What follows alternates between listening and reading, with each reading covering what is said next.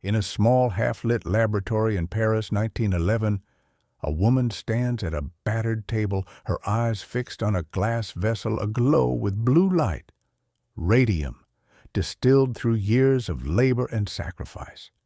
This is Marie Curie. Her discoveries transformed science and illuminated new possibilities even as the world shut doors in her face.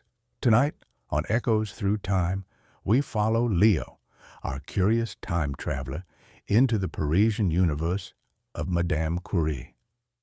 Her journey, marked by exceptional intellect, hardship, and resilience, remains vital today. What made Marie Curie not just a scientific legend, but a new blueprint for what a scientist, a woman, a mother could be? From occupied Poland's secret schools to Nobel fame, loss, and service at war's front lines, the glow never faded. Tonight, we meet not a myth, but a living, feeling, daring woman.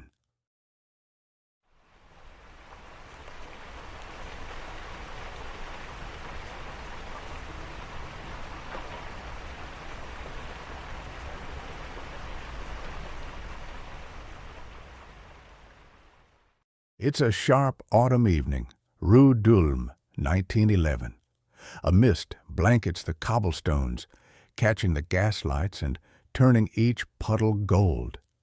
A brisk wind nudges Leo, our bright-eyed visitor from the future, as he lands beside the Sorbonne's imposing pillars. The sweet, smoky air is laced with anxiety and anticipation. Even the city feels restless, on the verge of discovery.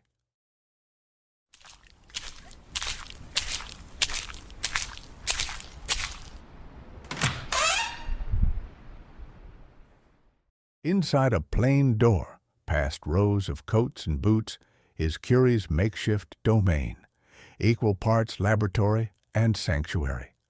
The air crackles with ozone and the faint scent of burnt paraffin, while distillation flasks gleam atop cluttered benches. At the far end, Marie Curie herself, hair knotted tight, dress shabby but spotless, moves with unstudied grace, completely absorbed as a snow globe swirl of blue light radiates from her favorite experiment.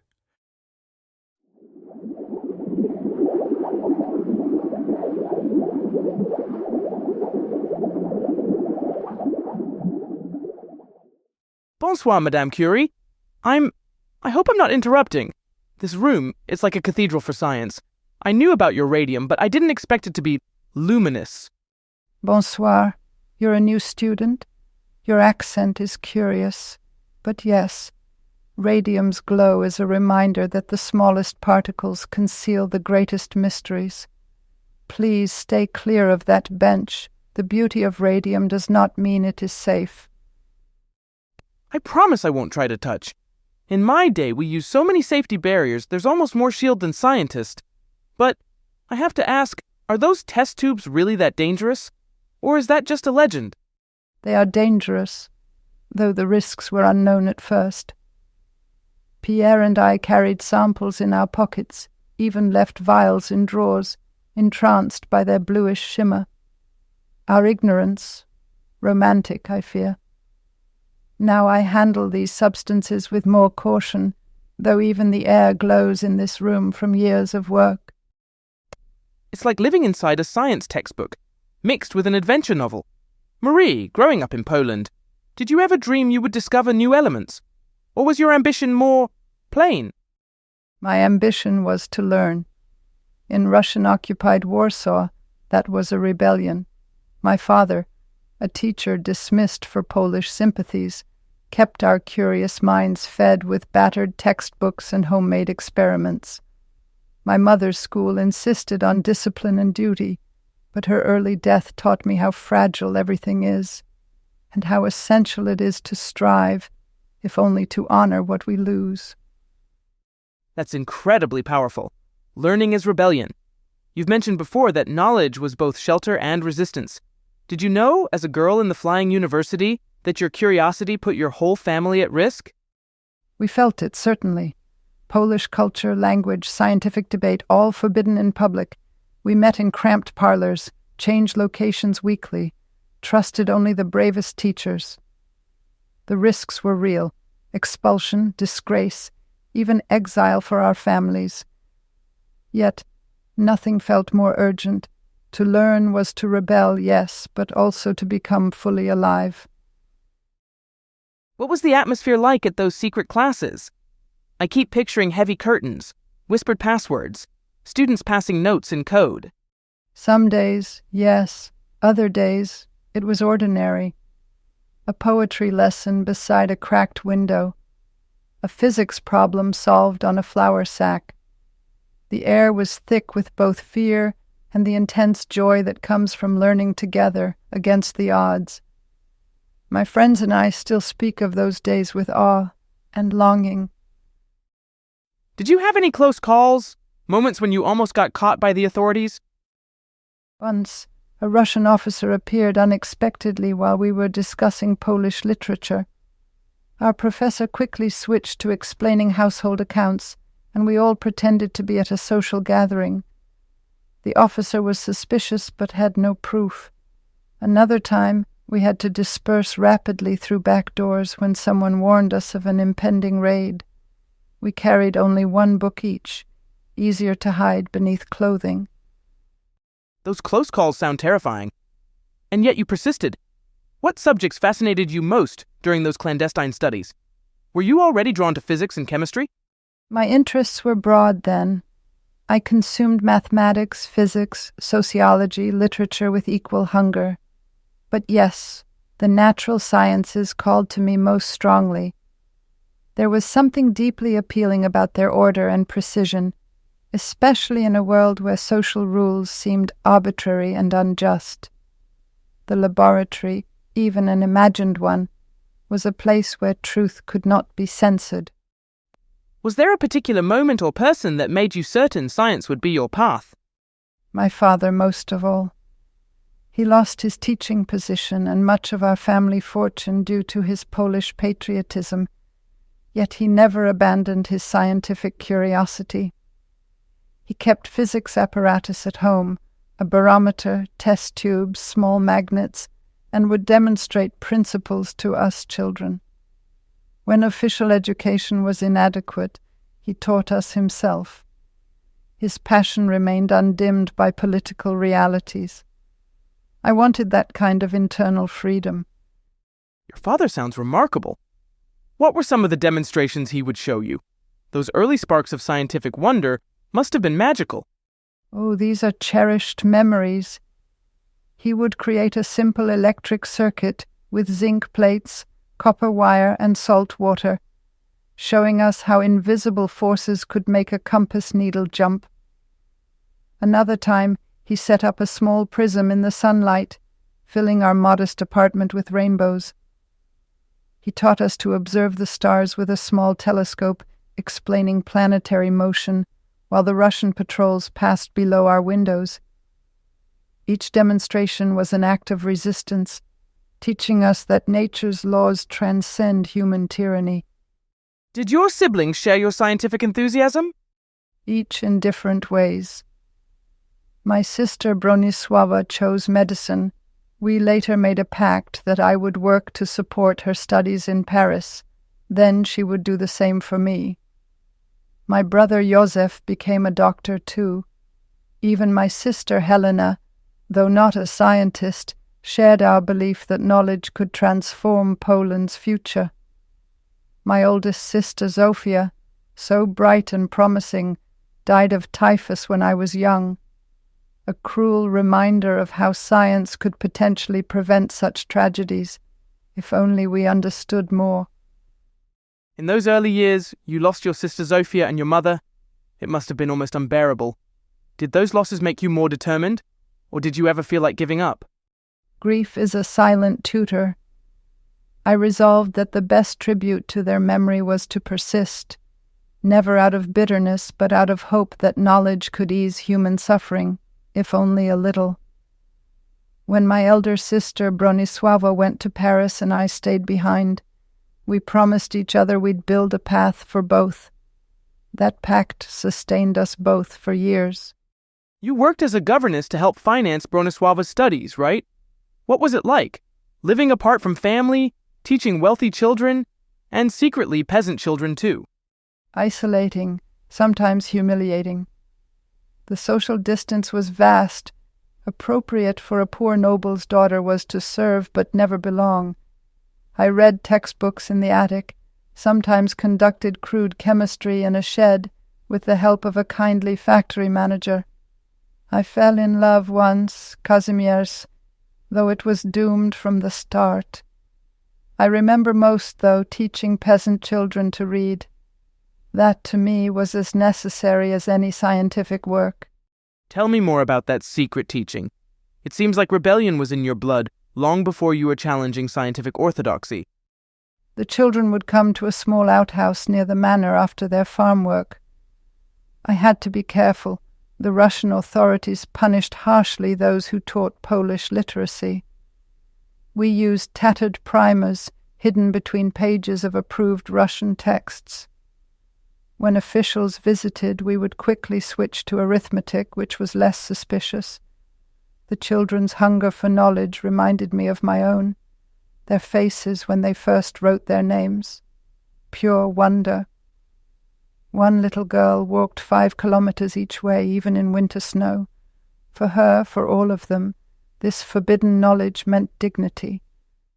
Weren't you afraid of getting caught? The consequences could have been severe. Fear was constant, yes, but outweighed by purpose. Once, we had warning of an inspection. The children and I buried our Polish books beneath a woodpile in minutes, then pretended to be sorting vegetables when the official arrived. Another time, a child accidentally left a Polish alphabet sheet in plain view. Thankfully, a sympathetic house servant spotted it before anyone else. This servant could neither read nor write, yet she risked her position to protect our small rebellion.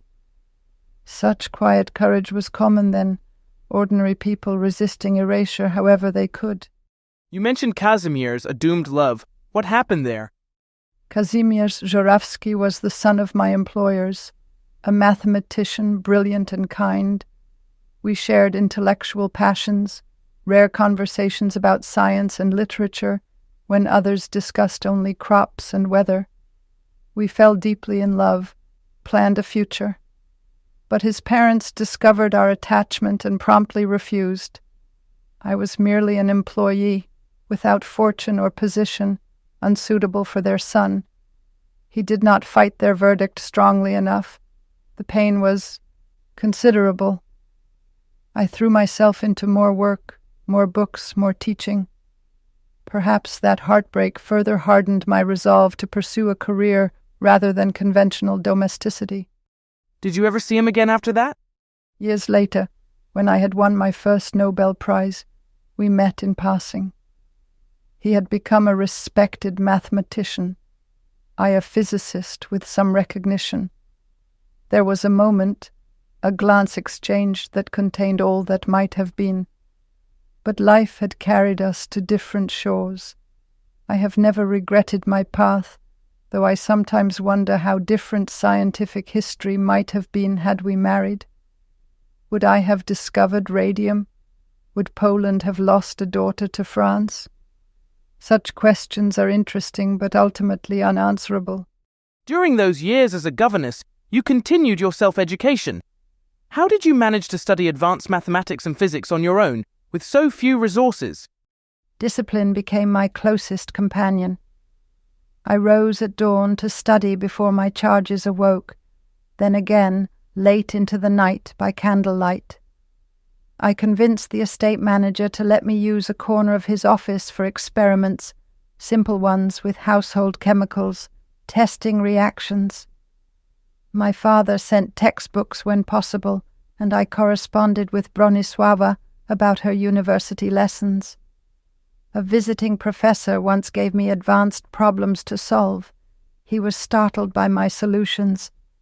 I recall reading a physics text 19 times until I had absorbed every concept. Without formal instruction, one must be tenacious, finding knowledge in whatever form it appears. When you finally came to Paris, was it everything you'd hoped? What was the hardest part? The freedom I cherished instantly. Women could attend lectures, but the loneliness, hard. My room was frigid, the food poor, my accent thick, my budget a daily strain, but inside the Sorbonne's halls I found a community of thinkers. Those trials, though harsh, gave a sense of purpose and forged resilience. Did you know anyone in those early days? How did you carve out your place among mostly male scholars? At first I spoke little and drew little notice except for my grades. I studied late into the night. There was no time for complaint. Eventually a few professors took interest in my work, directing me to research opportunities. The turning point was meeting Marie Curie, a mind whose curiosity matched my own, a spirit equally indifferent to convention. You and Pierre, was it instant partnership? Or did it take time to trust him with your ambitions? We grew into partnership. Our first conversations were philosophical, idealistic. He saw, as I did, that a life joined by science, by ideals rather than vanity, could be truly shared. His sincerity, the absence of pretense, was a gift. Our romance was never about courtship, but about common purpose. Your honeymoon on bicycles is legendary. Did you ever wish for the comforts you'd left behind in Poland? Or was this new life already enough? Enough is a word that changes meaning. With Pierre, discomfort faded away. We cycled through France, speaking of atoms and sympathy for all who suffered. We bought no rings nor wedding finery. Instead, every spare franc bought more chemicals. We built a home around our ideals, not our furniture. A love built on shared purpose rather than material things. How beautiful. Let's talk about your research. When did you realize uranium rays held more secrets? Did you know instantly there was more than one radioactive element in pitchblende, or was it a slow process of elimination? It required both patience and intuition. The readings on Pierre's electrometer didn't add up. Pitchblende was much too active to be explained by uranium alone. It was clear another more powerful substance lurked within. The hypothesis guided the next year's labor, separating, testing, and recording, always returning to first principles when results seemed impossible. When naming polonium after Poland, were you making a political statement or simply honoring your roots? Both. For me, Poland was a cause and a memory. I hoped to inscribe it on the scientific map, since it was absent from the political one. The discovery was my small act of defiance, a gleam of my homeland's endurance in global science. The work must have been exhausting. Really, what did your typical day look like during those 4 years refining pitchblende? Long, hard, repetitive. I'd begin at sunrise boiling cauldrons in the drafty shed behind the school, sometimes stirring 100 liters by hand, inhaling acrid vapors. Lunch was bread, tea, sometimes fruit if luck smiled. Evenings were spent analyzing residues, jotting data, preparing for Pierre's lectures. I allowed myself moments of wonder, seeing a weak blue spark, feeling the heat radiate from a pile of salt. But mostly it was relentless work. Such grueling conditions, and yet you found those moments of wonder. I'm curious about the actual process, though. Can you walk me through how you extract something as rare as radium from tons of pitchblende? Imagine standing before mountains of black, sooty ore, leftovers from uranium mining in Bohemia. First, we crushed this pitchblende to powder, then treated it with chemicals to dissolve different components. Using Pierre's electrometer, I tracked which fractions contained radioactivity. With each separation, we followed the activity, like tracking an invisible quarry through a forest. We performed hundreds of precipitations, crystallizations, and redissolutions, The process required constant vigilance. One error could lose months of work. Eventually, we concentrated the radioactivity into smaller and smaller fractions until we isolated polonium and radium, though still impure. The final step to obtain pure radium chloride required thousands of recrystallizations. When we produced the first decigram of pure radium salt, it was as if we had conquered a mountain with teaspoons. Did you have any special equipment, or was it all, well, rather primitive by today's standards? Primitive indeed by any standard. We worked in a shed with a leaky roof and no proper ventilation. Our equipment was rudimentary: glass beakers, iron cauldrons, wooden stirring rods, Bunsen burners. The only sophisticated instrument was Pierre's piezoelectric quartz electrometer, which measured minute electric currents produced by radiation. We had no safety equipment whatsoever, no gloves, no masks, no lead shields. Our hands became cracked and burned from chemicals and radiation.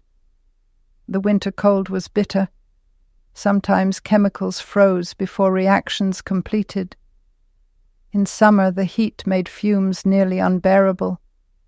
I often think how different our discoveries might have been with modern equipment, yet perhaps the very constraints forced ingenious solutions. Was there a specific moment when you knew for certain you'd discovered new elements? Some dramatic eureka instant? Science rarely provides such cinematic moments. The realization emerged gradually, like dawn rather than lightning. I recall one evening clearly. After separating bismuth precipitates, I measured activity 400 times greater than uranium. Pierre and I looked at each other in silence. We knew then something profound was happening. Later, when we first saw the spectral lines that couldn't belong to any known element, that was confirmation more than revelation.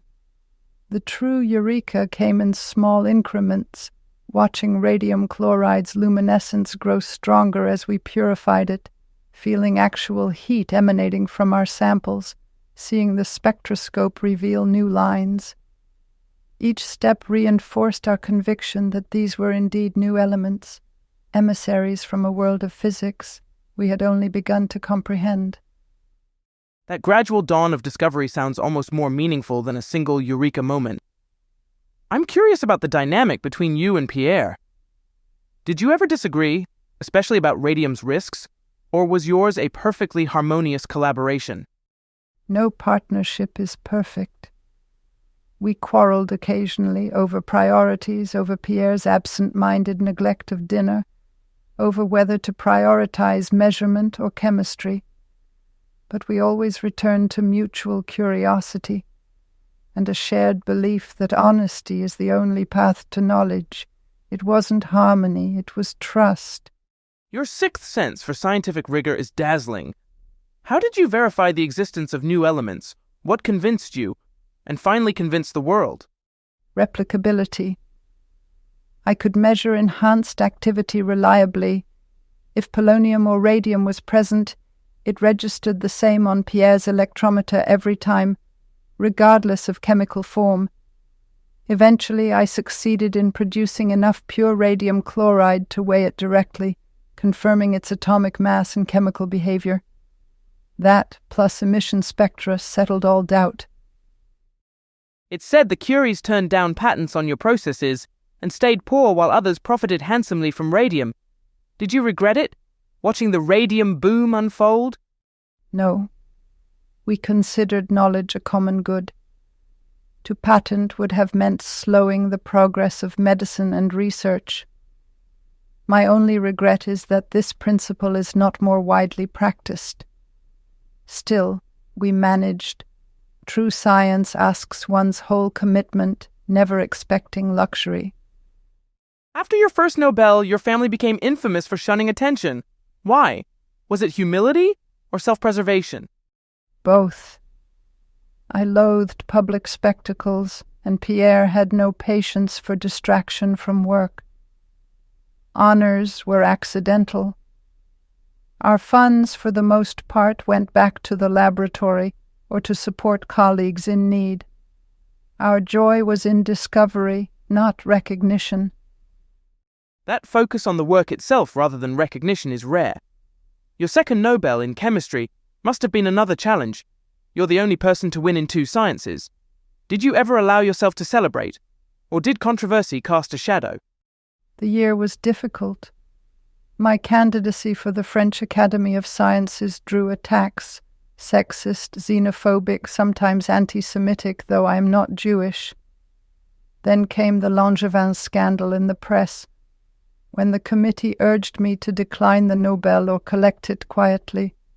I refused. It was not their business to judge my science by my private life. I celebrated by returning to the Institute and my daughters, my real compass. The Academy rejection must have been particularly stinging. What exactly happened when you tried to join? Early in 1911, my colleagues nominated me for a vacant seat.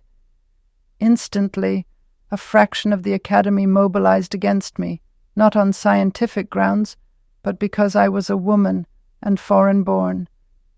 Newspapers, particularly those aligned with conservative and Catholic factions, became viciously personal in their opposition.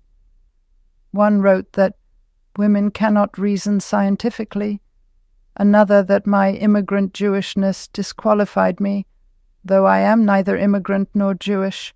These were coded slurs. Some members argued that feminine traits like emotion and intuition were incompatible with scientific rigor. The irony was stark. My emotional control and methodical approach were particular strengths in the laboratory. On voting day, I lost to Edouard Branly by 2 votes, a respectable physicist, but one without comparable discoveries. The Academy would not admit a woman until 1962, some 50 years later. How did you respond to such flagrant prejudice? Were you tempted to lash out? I maintained public dignity, though private anger was inevitable.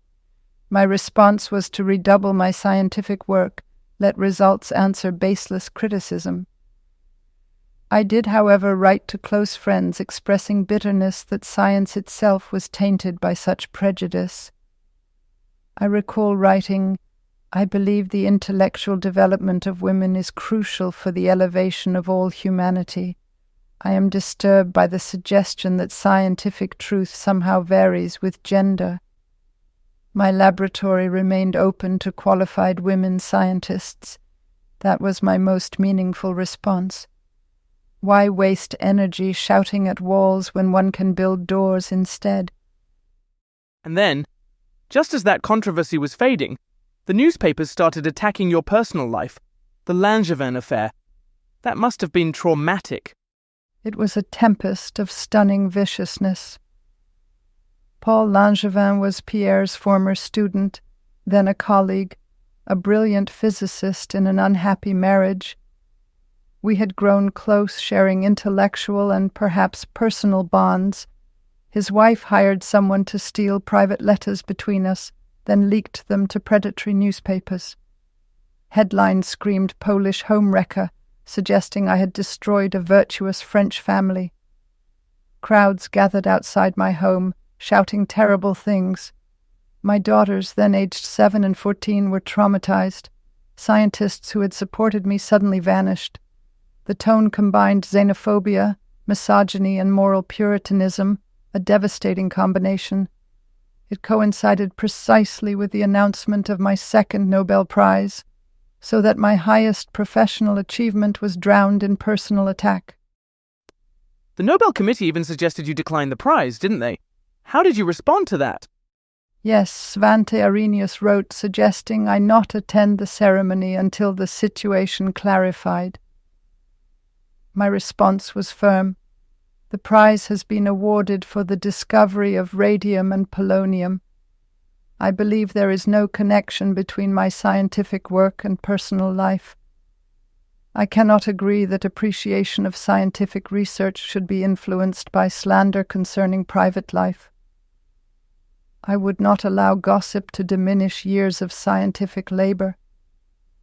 Despite illness and exhaustion, I traveled to Stockholm and delivered my Nobel lecture. Scientific truth stands independent of personal circumstances, a principle I upheld even as newspapers continued their assault. Einstein wrote to me during this period, advising me to simply ignore the rabble and their reptilian tactics, a kindness I've never forgotten. You're so poised about it now, but did it hurt? Losing the Academy election, facing public shaming? Of course, I was bitter. I had believed, despite evidence, that merit could transcend prejudice. But I learned that progress is not inevitable, nor is public favor a measure of truth. I was saved by friends and by focusing on what really mattered, research and mentoring the next generation. Speaking of mentorship, you trained dozens of women, including your daughter Irene and the chemist Marguerite Perret. Was that intentional? An act of feminist leadership? Not as an ideology, but by necessity and conviction. Talented women appeared, wanting a place. The lab's doors were open to minds, not genders. I believe giving women work and trust is not a favor, but a duty. Let's take a walk? Of course, if you can brave the Paris rain. Bring my umbrella, please. The streets can be treacherous.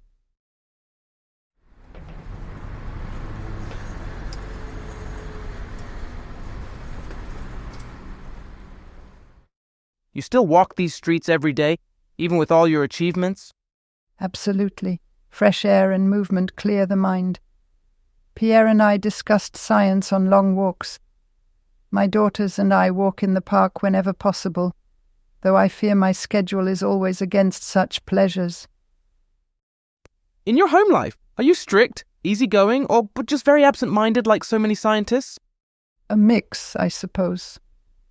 I insist my daughters learn self-reliance, French and Polish, mathematics, music, even practical skills like gardening. But I am affectionate too and laugh easily if quietly. I confess I am rather forgetful about the kitchen. Do you find peace in simple things? Cooking, tending flowers, music? Deeply so. I dream sometimes of a little house with a garden, birds singing. Science has taken most material comforts, but left me with a sense of wonder even in humble joys. You once tried to give away your Nobel medals to fund the war efforts. What does that say about your values? That the only measure of success is service, not possession. The French bank did not melt my medals, but I found greater satisfaction equipping mobile X-ray units for soldiers, the little Curies. How did you design and equip the little Curies? Was it improvisation or science at its most applied? Both. I noticed the army lacked diagnostic tools for the wounded. I designed cars fitted with portable X-ray machines, generators, and dark rooms. I trained over 100 women, nurses, teachers, even my daughter, to operate them. We drove to field hospitals, often under fire. That sounds remarkably innovative for wartime. Can you walk me through the technical challenges of creating mobile X-ray units in 1914? The challenges were immense. First, we needed to miniaturize equipment designed for permanent hospital installations. I worked with engineers to create lightweight X-ray tubes that could withstand rough transport. Power was critical. We retrofitted automobile engines to generate electricity where none existed. The processing of photographic plates required a portable darkroom with precise chemical solutions, all while moving between battlefields. We improvised lead shields from whatever materials were available. Each vehicle needed an inverter to convert direct current to alternating current for the X-ray tubes. The vehicles themselves, often donated luxury cars, required substantial modification to carry heavy equipment over damaged roads. Perhaps most challenging was developing simplified operating procedures so that women with minimal technical training could produce diagnostic quality images under chaotic conditions. How did the male doctors and military officers react to you and your team of women technicians? Initially with significant skepticism, occasionally outright hostility. One surgeon declared he would never take orders from a woman about medical matters. The military hierarchy was rigid. A female civilian directing operations was unprecedented. Some doctors refused to believe the X-ray images, preferring to probe wounds manually, as they'd always done. But attitudes shifted rapidly once they saw results. Bullets precisely located, fractures clearly visualized, surgical outcomes improved. War has a way of dissolving prejudice when survival is at stake. By 1915, we received more requests for units than we could fulfill.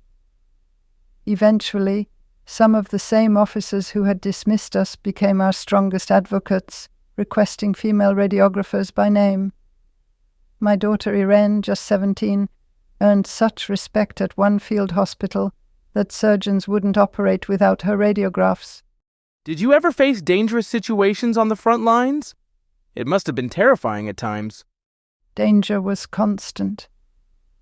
We often worked within range of artillery.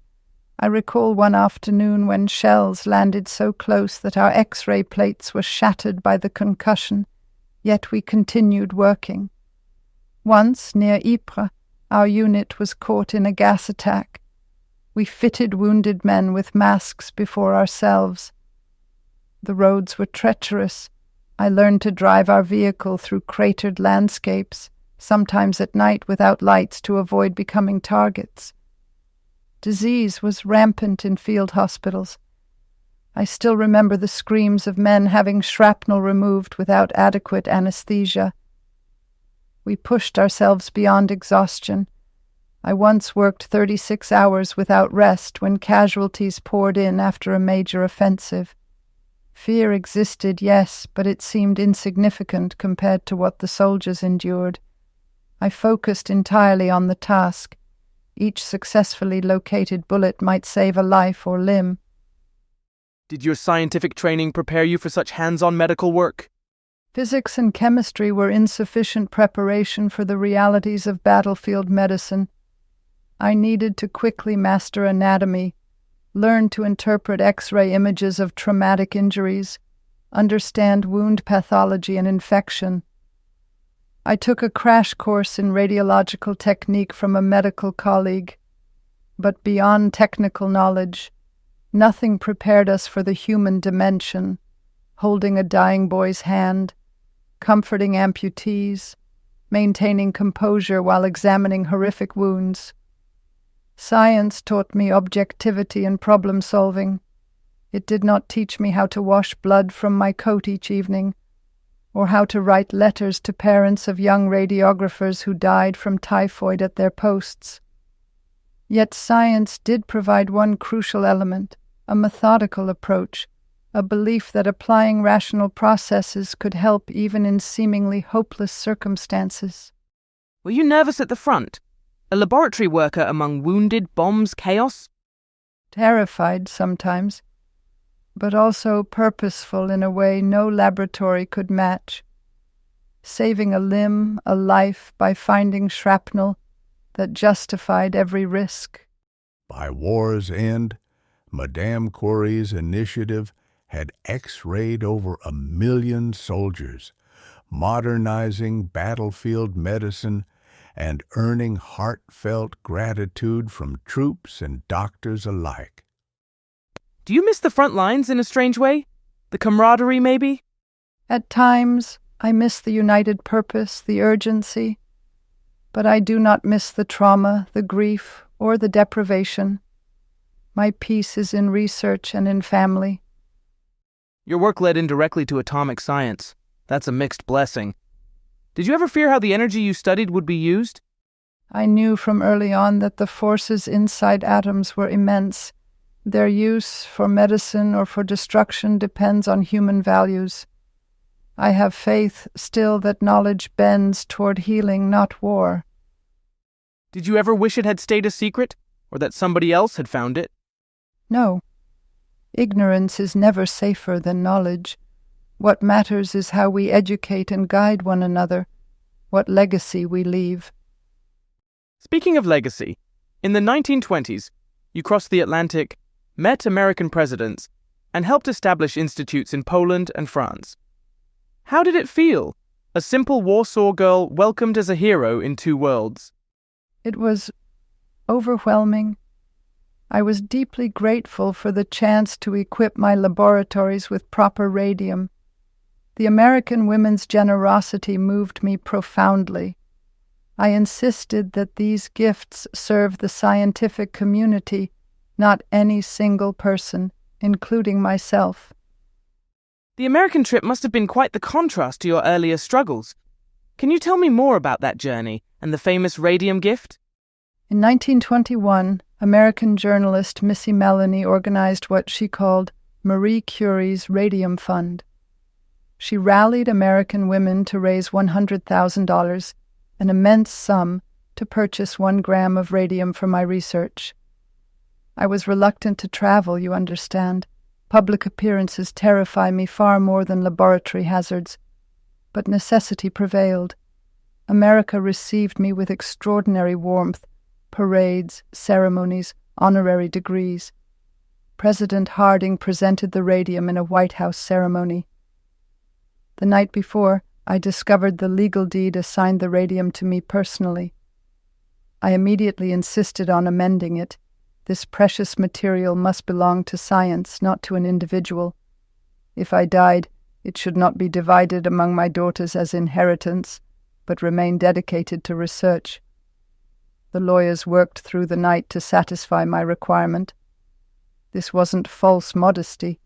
It was my conviction that scientific resources should serve humanity's progress, not personal possession. That commitment to science as a collective enterprise rather than personal possession speaks volumes. Was it strange being celebrated as a celebrity when you'd spent so many years working in obscurity? Profoundly disorienting. I was not prepared for the crowds, the journalists, the constant attention. At Carnegie Hall, thousands gathered to see me, the woman who had isolated radium. I trembled more addressing that crowd than handling dangerous elements. On the sea voyage to America, I practiced my speech endlessly, terrified of public speaking. The contrast with my early days was stark, from a freezing garret where I studied by candlelight to presidential receptions. I wore the same simple black dress to all functions, bringing only one formal gown for special occasions. People seemed surprised by my plain appearance, perhaps expecting some grand European aristocrat instead of a practical scientist. The attention felt undeserved personally, though I accepted it as recognition for science itself. In private moments, I often longed for the quiet laboratory and the company of trusted colleagues.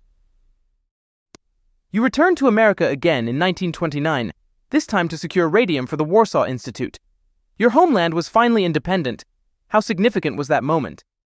It fulfilled a lifetime's dream, to see Poland free and scientifically progressive.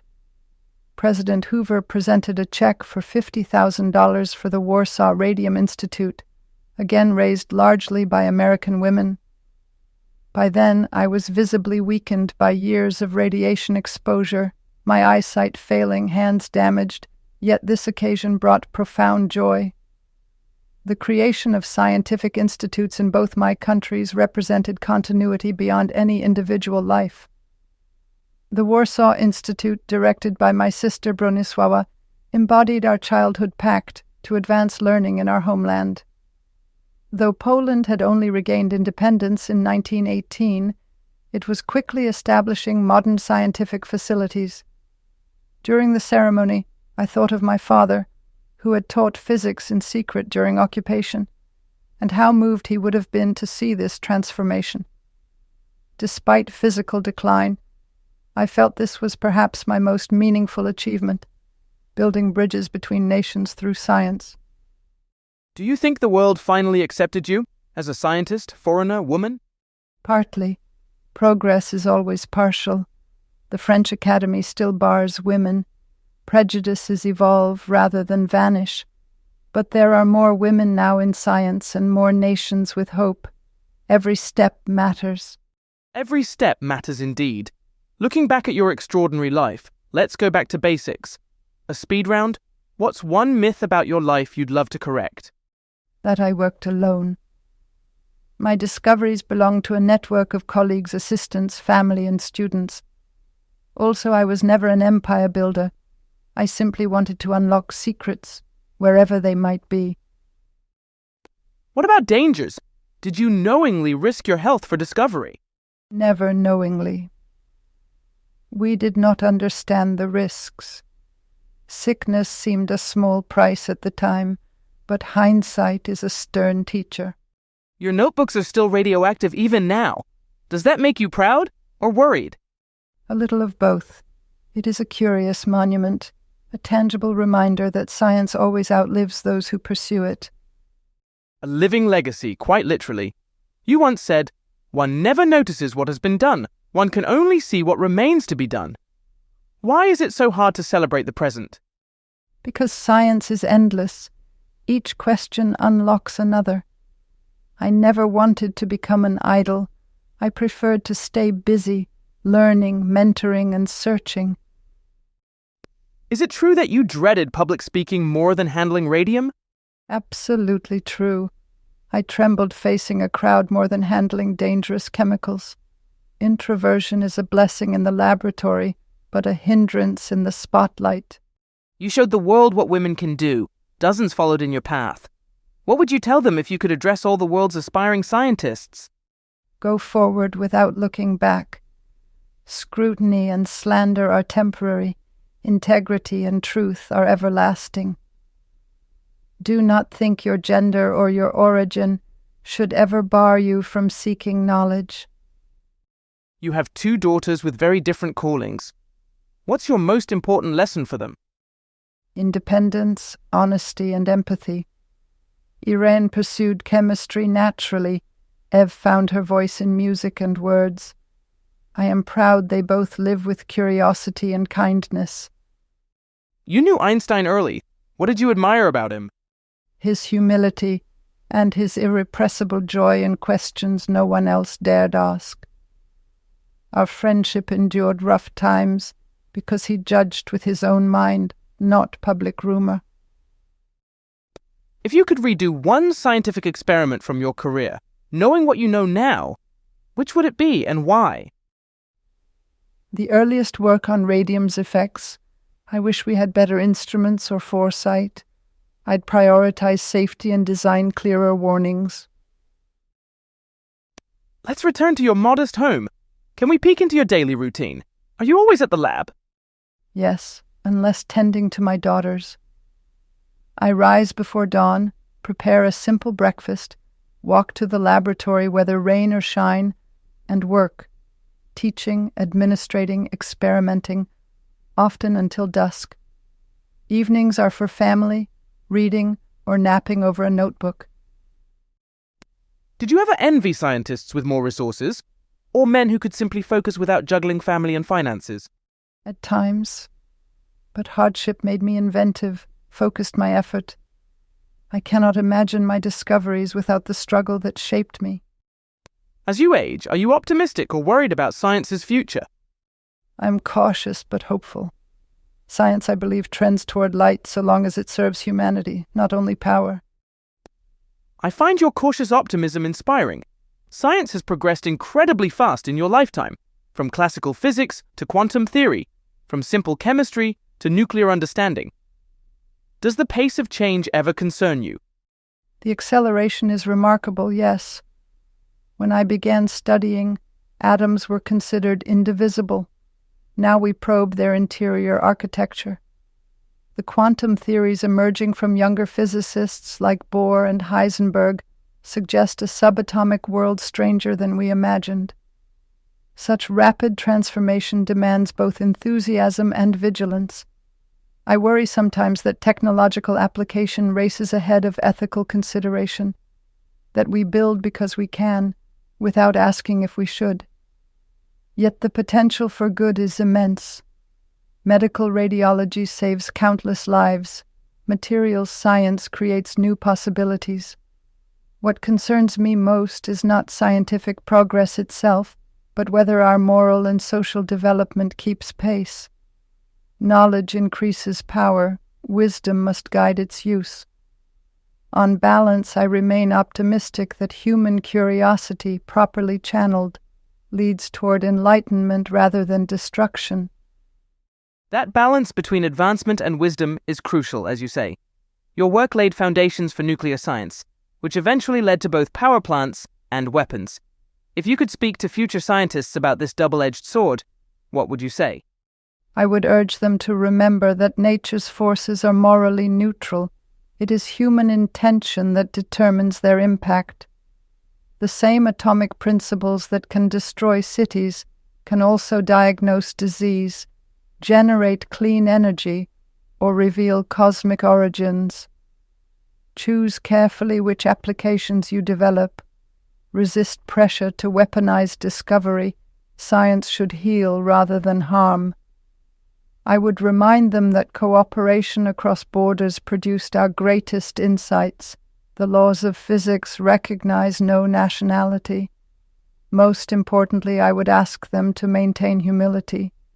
The deeper we probe nature's secrets, the more complexity we find. Arrogance is the enemy of true discovery. Approach each new capability with caution, transparency, and constant ethical questioning. Remember always that your primary loyalty is neither to state nor institution, but to truth and human welfare. You've lived through tremendous historical upheaval. Russian occupation of Poland, the Belle Époque in Paris, World War I, the rise of fascism. How has this context shaped your scientific worldview? It has reinforced my conviction that scientific truth transcends political boundaries and temporal chaos. Atoms behave the same way whether studied in Warsaw, Paris, or Berlin. In times of social turmoil, the laboratory provided certainty, a realm where evidence matters more than ideology, where cooperation produces results that competition cannot. Living under occupation taught me that knowledge is the one possession that cannot be confiscated. War showed me both technology's destructive capacity and science's healing potential. The rise of nationalism and racial theories in Europe troubles me deeply. They represent a rejection of universal principles that underlie both science and human dignity.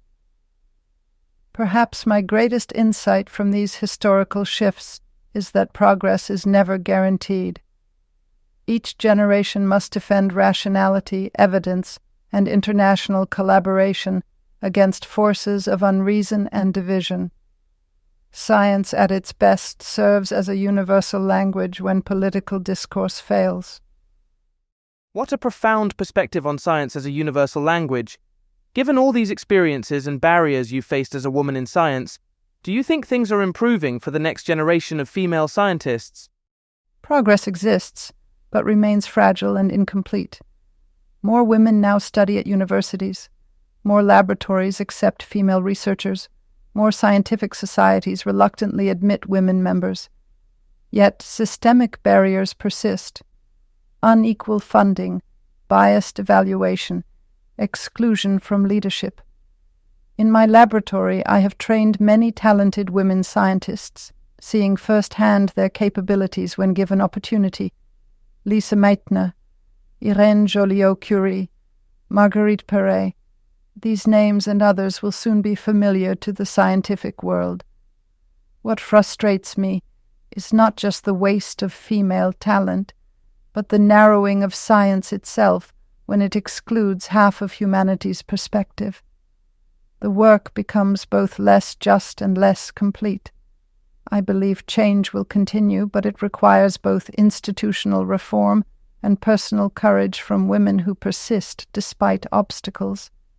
Science improves with diversity of thought. This is not merely a moral position, but a practical necessity for advancement. One last question. If your example could only teach us one thing, what should it be? Let curiosity, not fear, guide your actions. Then you will not just endure the unknown, but transform it for the good of all. Thank you, Madame Curie, for your mind, your heart, and your courage. You truly were and are a light in the world. Merci. Do not forget, science is not separate from life, but a way of serving it. May your journeys be insightful and always questioning, Leo.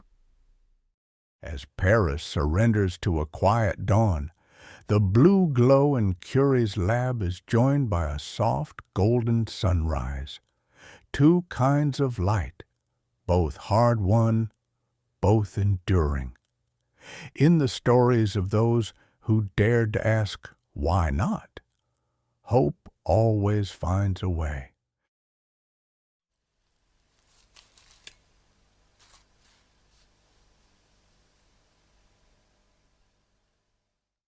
Marie Curie's life wasn't about easy victories, but relentless curiosity, loss, and service, illuminated by a commitment to understanding that outshined any accolade.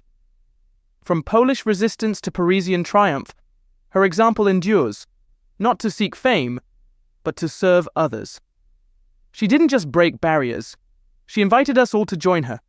Echoes of her wisdom, her humanity, and the blue radiance of her work will last as long as history itself.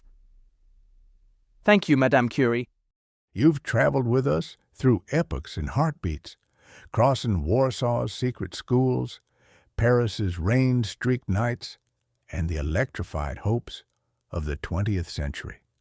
In Madame Curie, we meet not just a scientist, but a pulse of courage, a spark showing that brilliance and kindness need never be separate. Wherever curiosity leads you, remember, nothing need be feared. Everything, yes, everything, can be understood.